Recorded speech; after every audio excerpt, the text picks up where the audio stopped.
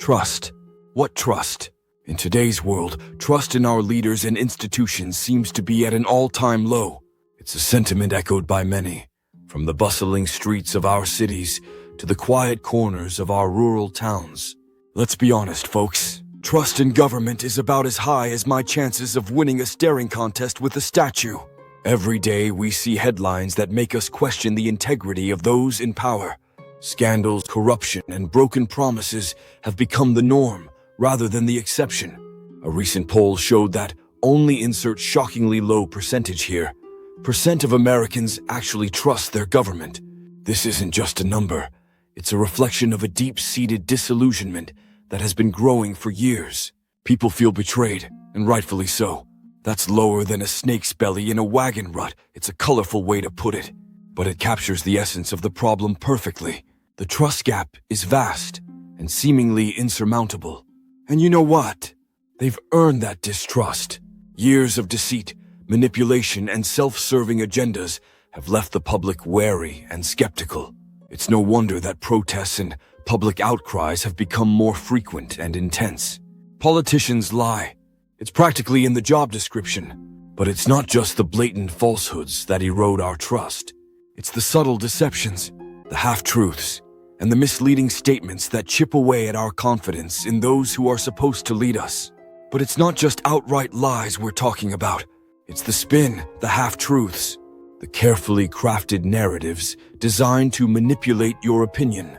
The media plays a significant role in this, often blurring the lines between fact and fiction. It's the spin, the half-truths, the carefully crafted narratives designed to manipulate your opinion.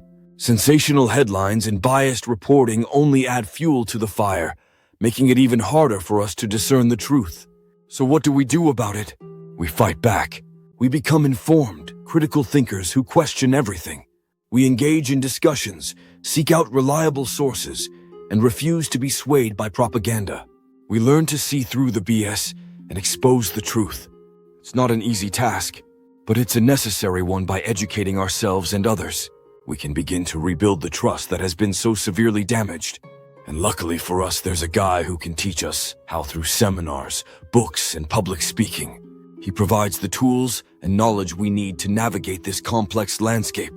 Together, we can make a difference and restore faith in our institutions. Enter Chase Hughes, former military interrogator, body language expert, and all-around badass when it comes to spotting a liar. Hughes has spent his career studying the art of deception, and trust me, this guy knows what he's talking about. He's written the book on it, literally. Hughes isn't just some armchair psychologist.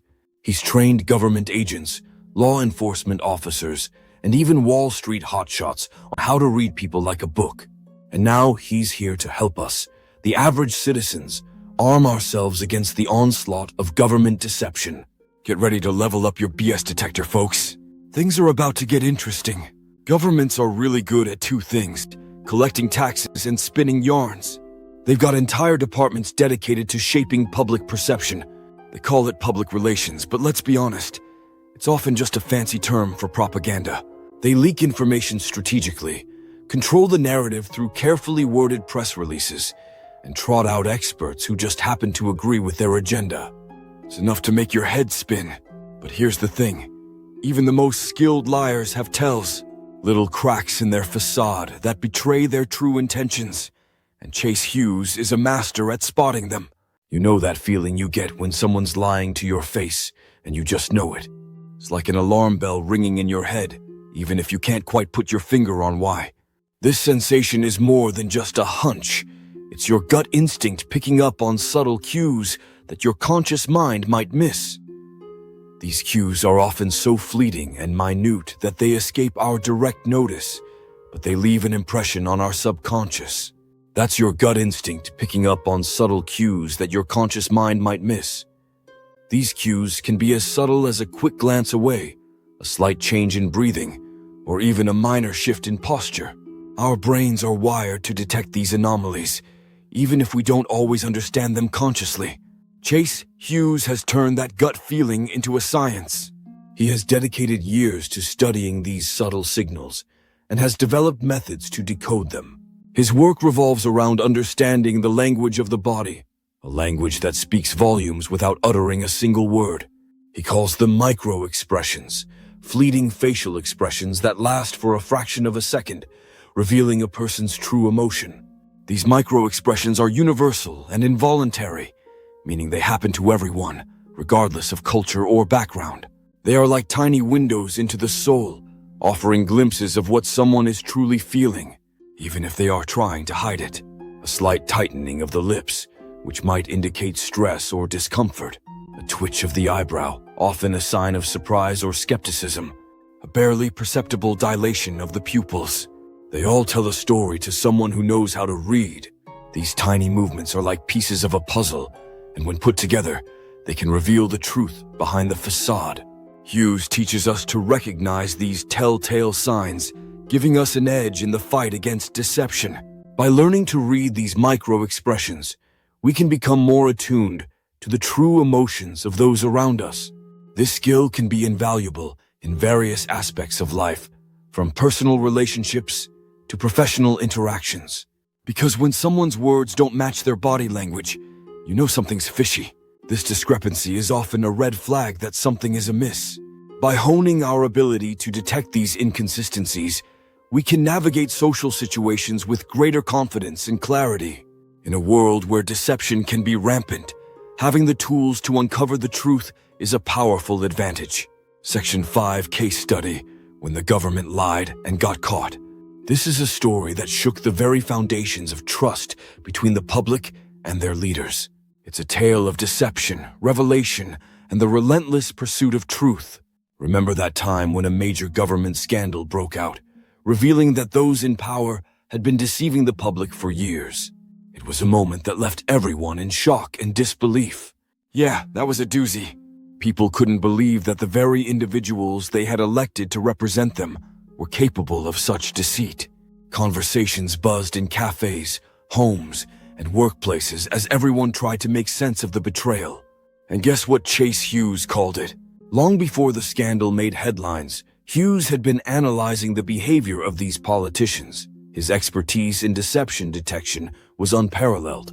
Using his knowledge of deception detection, Hughes analyzed various pieces of evidence, including speeches, press conferences, and public appearances. He meticulously examined every detail and pointed out all the red flags that the mainstream media missed. While the media focused on the surface, Hughes delved deeper, uncovering the hidden truths. He broke down the inconsistencies, the body language cues, and the subtle gestures that betrayed the true intentions of these leaders. Every raised eyebrow, every nervous twitch, every forced smile was a clue, and the subtle word choices that exposed the lie for what it was. Words that seemed innocent on the surface were loaded with hidden meanings and intentions. And guess what? He was right.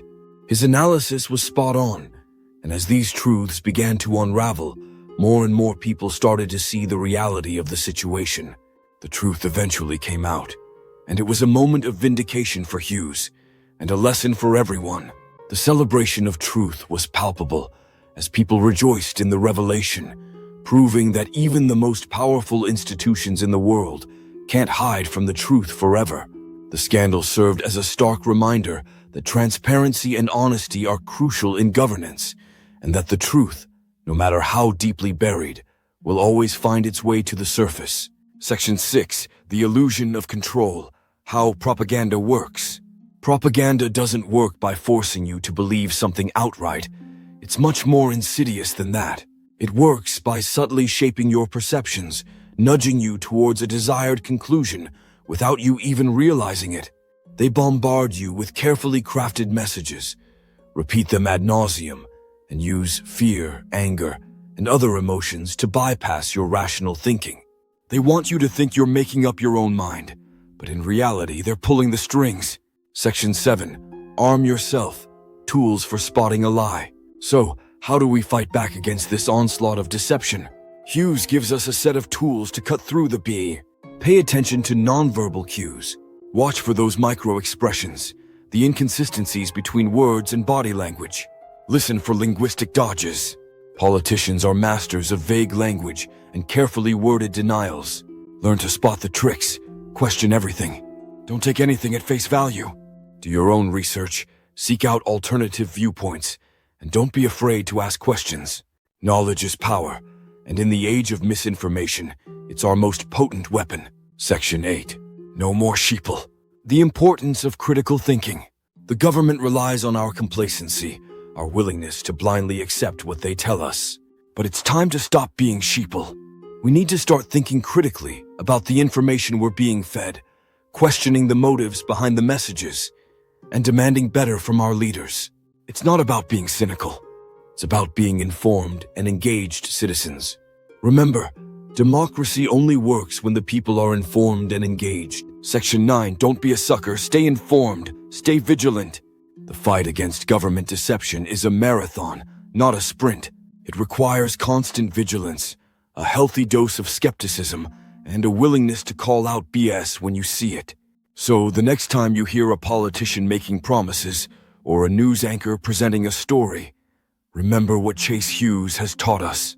Pay attention, ask questions, and don't be afraid to trust your gut. Because in the age of misinformation, knowledge is power, and critical thinking is our greatest weapon. Don't be a sucker. Stay informed, stay vigilant, and never stop questioning the narrative.